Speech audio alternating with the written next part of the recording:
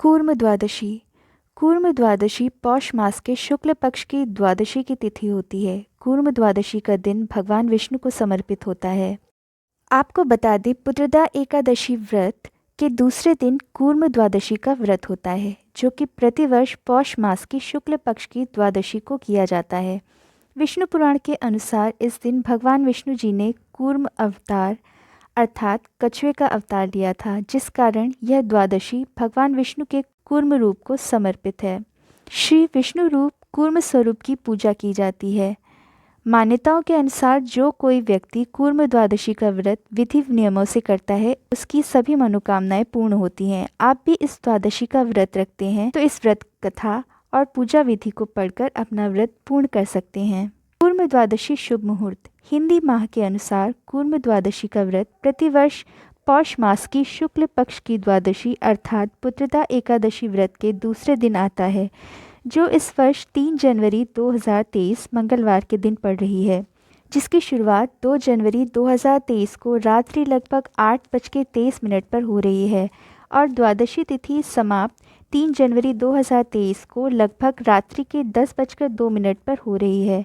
आप सभी इस शुभ मुहूर्त के बीच में कूर्म द्वादशी व्रत का पालन कर सकते हैं। कूर्म द्वादशी पूजा विधि। इस व्रत वाले दिन प्रातः जल्दी उठकर स्नान आदि से मुक्त होकर स्वच्छ वस्त्र धारण करें, जिसके बाद भगवान सत्यनारायण को जल का अर्घ्य देकर पीपल व तुलसी के वृक्ष में पानी चढ़ाएं।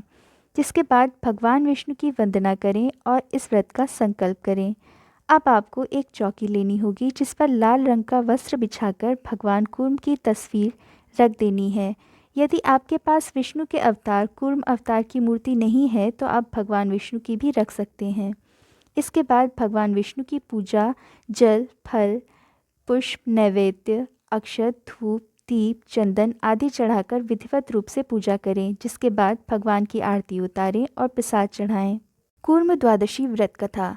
विष्णु पुराण के अनुसार एक बार देवराज इंद्र ने अपनी शक्ति और ऐश्वर्य के घमंड में आकर महर्षि मुनि ऋषि दुर्वासा का अपमान कर दिया।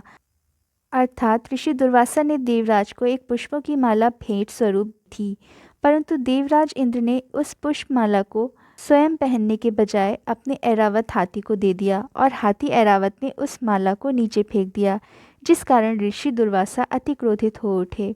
उसके बाद ऋषिवर ने देवराज इंद्र को श्राप दिया कि तुम सभी देवताओं में अपना बल, ऐश्वर्य सब कुछ खो दोगे।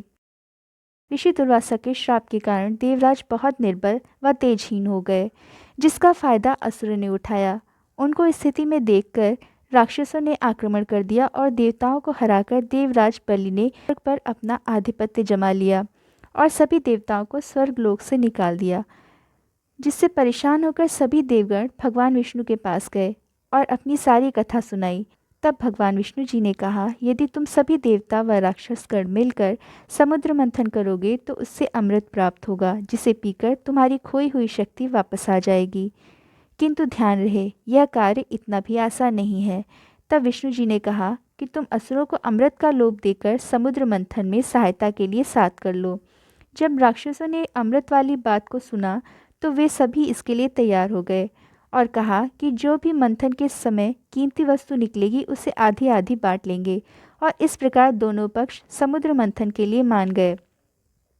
मंथन के लिए सभी देवता व राक्षस क्षीर सागर के पास आ पहुँचे और मंदराचल पर्वत को मंथनी व वासुकी नाग को रस्सी के रूप में ले लिया और एक ओर से देवता तथा दूसरी ओर से राक्षसगण मंथन के लिए लग गए।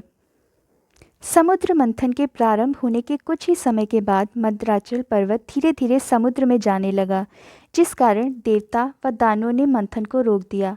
सभी देवता व राक्षस ने इस समस्या का समाधान भगवान विष्णु से पूछा और कहा कि हे प्रभु, अब तो आप ही कुछ करिए। उसके बाद भगवान विष्णु जी ने कूर्म रूप लेकर मंदराचल पर्वत के नीचे आसीन हो गए।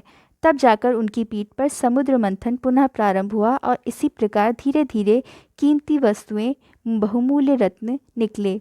और अनेक प्रकार के जीव जंतु आदि की उत्पत्ति हुई। उसके बाद ही देवताओं को अमृत की प्राप्ति हुई, जिसे पीकर देवताओं को पुनः अपनी शक्ति मिली। कूर्म द्वादशी का महत्व। भगवान विष्णु जी ने विश्व कल्याण व धर्म की रक्षा करने के उद्देश्य से कूर्म अवतार धारण किया था, जो इनका दूसरा अवतार था।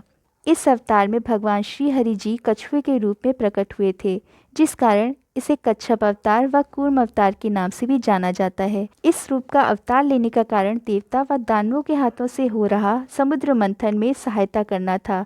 तब उन्होंने कहा था कि इस संसार में जो कोई स्त्री व पुरुष मेरे इस अवतार की पूजा श्रद्धा भाव से करेगा, उसकी सभी मनोकामनाएं पूर्ण होंगी।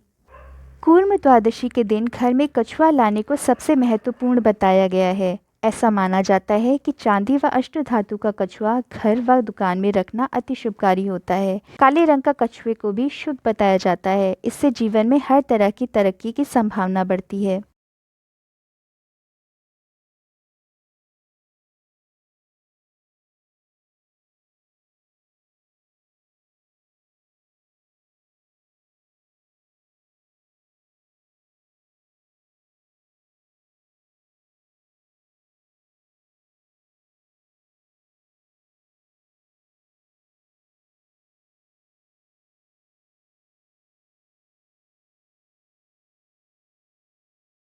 धन्यवाद।